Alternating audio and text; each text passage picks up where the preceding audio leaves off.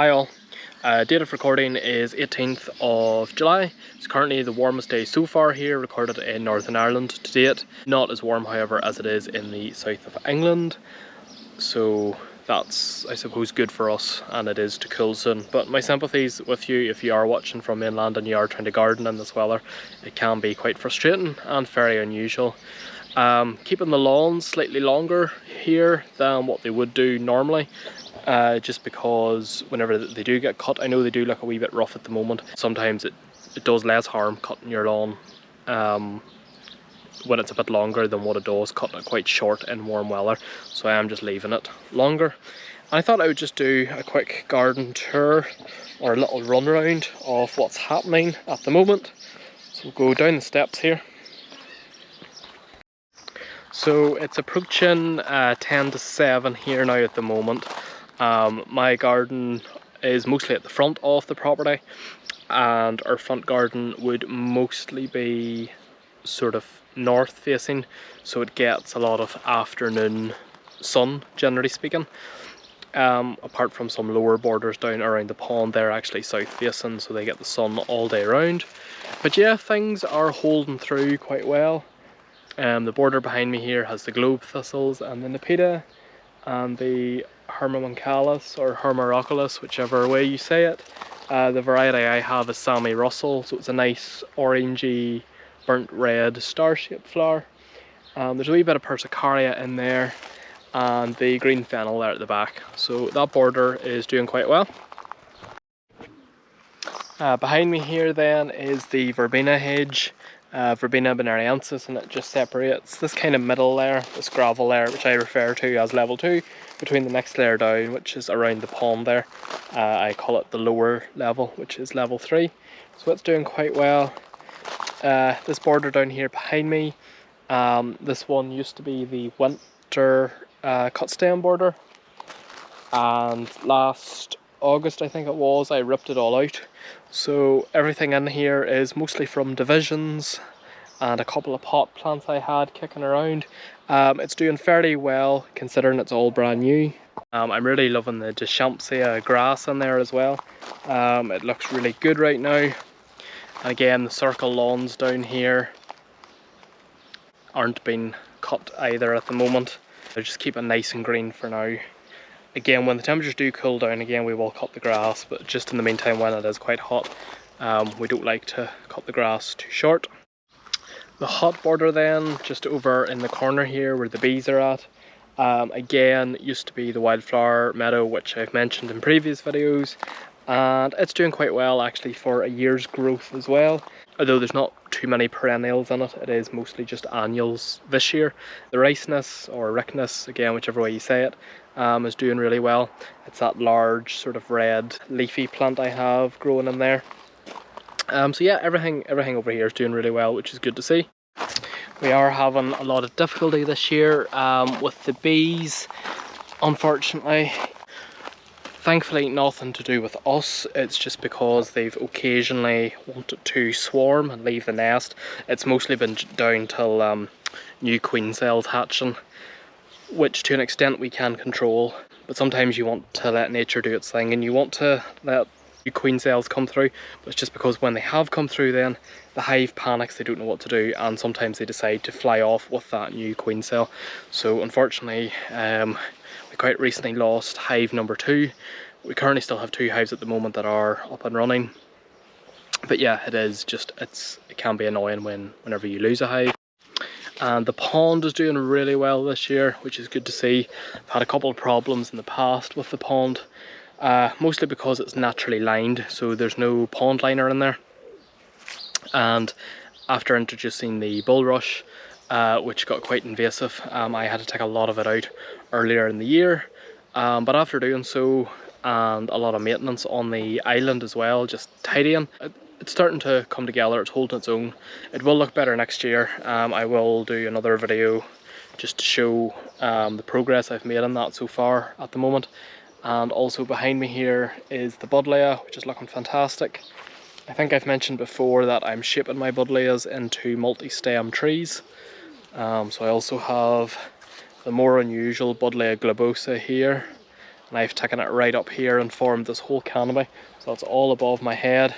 I know that new foliage will reshoot out of them stems again, so it will be a bit of maintenance keeping it clipped like that. I'm looking to get more growth further up, which I know will come in time. It's just not there at the moment. This one's actually finished flowering. Globosa flowers very early in the year. It flowers usually the month of June. It's much shorter than the more common sort of purple type Buddleias. And yeah, this lower border around the pond, which is kind of where I take most of my photos actually, it's one of my favourite planting schemes. Oh my goodness. Smell of that lily at this time of the evening. It's absolutely stunning, so it is. Yeah, most of my photographs come from this part of the garden. It's probably the area I'm most pleased with. It's one of my favourite borders. Again, it's quite new. This border, it's always been here, obviously. But again, last August, I done a lot of moving about, shuffling plants around. A lot of stuff came out of here and moved to other areas of the garden. I changed the full colour palette in here. Still a few improvements need to be done on it. I just haven't got the heights the way I want it yet in the border.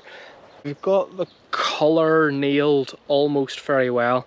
I have good colour from March, starting with my, from April, starting with my tulips and my fritillaria, and it carries right through to now. We're now in July, and I have another succession of hydrangea limelight coming through. I have Dithonias in here which are going to come through. The cosmos is going to come through. Wee tinsy bit of fennel, but I might take that out. The pokers are doing really well, and also I've got Proboscia in there, and that's going to be a wee bit later on flowering, and then some sedum autumn joy further round, and then the miscanthus will kick in. So yeah, this border is proven very hard working. It gives me very good continuous colour right through the year, so I'm really proud of it.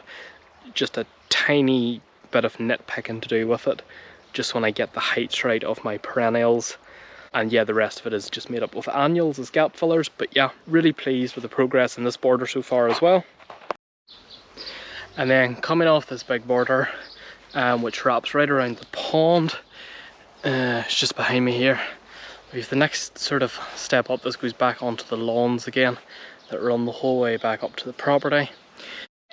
Anyway, across the way to the other side of the drive we have the long border then. The long border is approximately just over 30 linear meters by about 1.8 meters wide.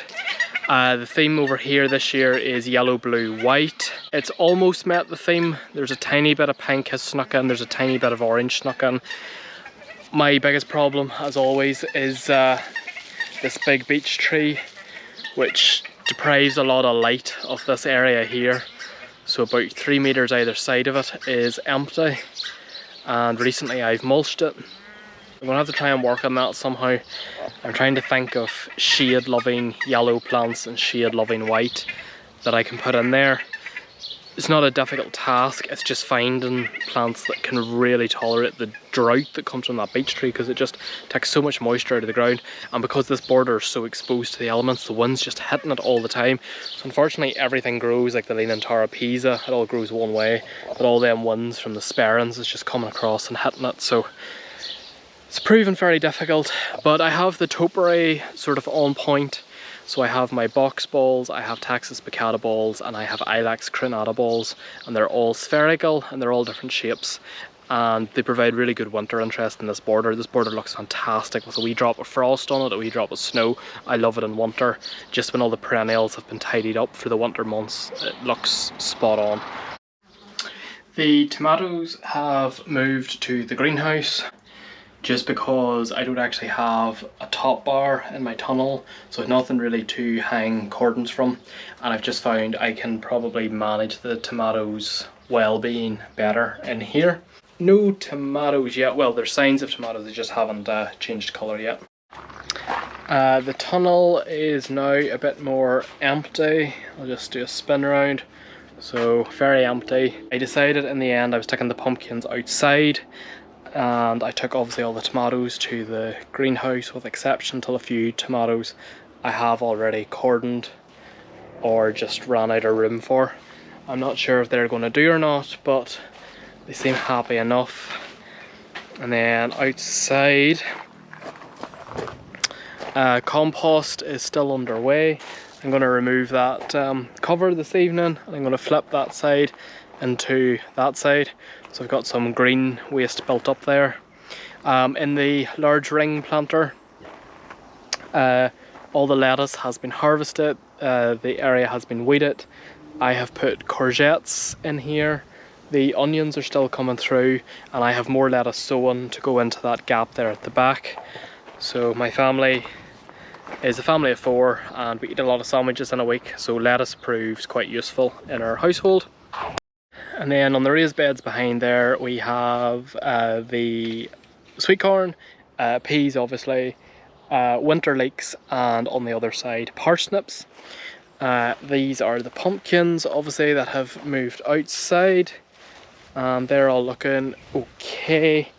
Don't think I will do pumpkins next year in fairness, but that white one there is called Baby Boo, and that's all the size it grows.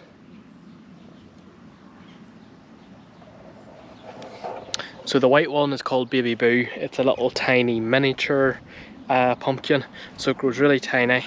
And then the other variety I'm growing is called Zombie.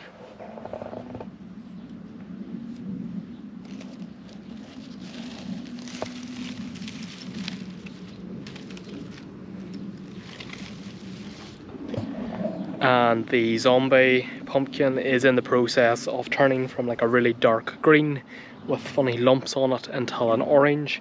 Apparently those green lumps remain on the skin, so they kind of look like they've all blistered. But I think it's quite cool. I think that's why it's called Zombie, because it's probably the most ugliest pumpkin you will ever see. And basically that ends the tour, so hopefully somebody enjoyed that. If you have any comments or anything you want to ask me, drop me a comment below. I will gladly try and answer it. And yeah, as usual, thank you for watching, thank you for your support. Bye.